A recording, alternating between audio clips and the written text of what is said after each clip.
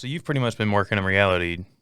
Is that what you'd call it, reality television or nonfiction television? Yeah, I mean, to me, look, yeah, you can call it reality, Because, I mean, but it's not reality, but, not reality. But like I think of Real Housewives as reality. Okay. That's like it's sort of a day to day. Yeah. Like I'm going to the supermarket today. My husband is going to argue with me today, whatever it may be. Okay. That to me is that's what reality television is. I mean, what I do is, is nonfiction. I mean, Yeah. it's more of a combination of nonfiction and reality than it is like straight up reality. Like docuseries type things. Yeah, Yeah. docuseries. Yeah, I love a good docuseries. yeah. Yeah.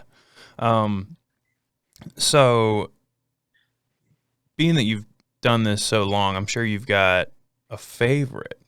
Can you name a favorite show that you've worked on? This is a filler question. Yeah. The most pleasure I ever got out of making a television show was the animal adoption show. Okay. It's called Give a Dog a Home for Animal Planet, which was a couple years ago. But the most adventure I ever got from a show was I worked for Nat Geo for 8 years, Mm-hmm. which was a dream of mine to do. And I ended up working on a show with the Nat Geo's crocodile and snake guy for 2 years. And we traveled the world, all over the world, looking at first crocodiles and snakes, and then it expanded a little bit into other animals as well. But, getting up close to a crocodile, sitting on top of a crocodile, granted it was captured. I don't care. Yeah. It's still a dinosaur, man. Yeah, it was alive, Ooh. but he knew what he was doing, and you can capture a crocodile, believe it or not, and it tires itself out by doing a death roll, and then Oh, okay. That's what you mean by captured. yeah, I thought you meant it was just like no, it's a zoo crocodile, and I'm like, no. It was the first time I ever did it was in Costa Rica in a river, and this thing was 18 feet long. It was sir. Yeah, there's a picture of me sitting on top of it, sitting behind the Nat Geo's croc guy, and there's two guys behind me, which is insane. But it was amazing because we went all over the place. Yeah. I went to New Guinea up the Sepik River, which was, I'll never forget. This is back when, we had a GPS, an old school Garmin GPS, and I turned it on at one point to see where we were, and there was just nothing on the screen. I mean, nothing. There's no map. There's nothing. And it was pretty remote, but I mean, it was incredible. It was really hard because crocodiles typically live in super hot places with a ton of mosquitoes, and it's really hard work. Yeah. And some of it was exhausting. And at the end of the day, though, it was some of the most incredible experiences I've had.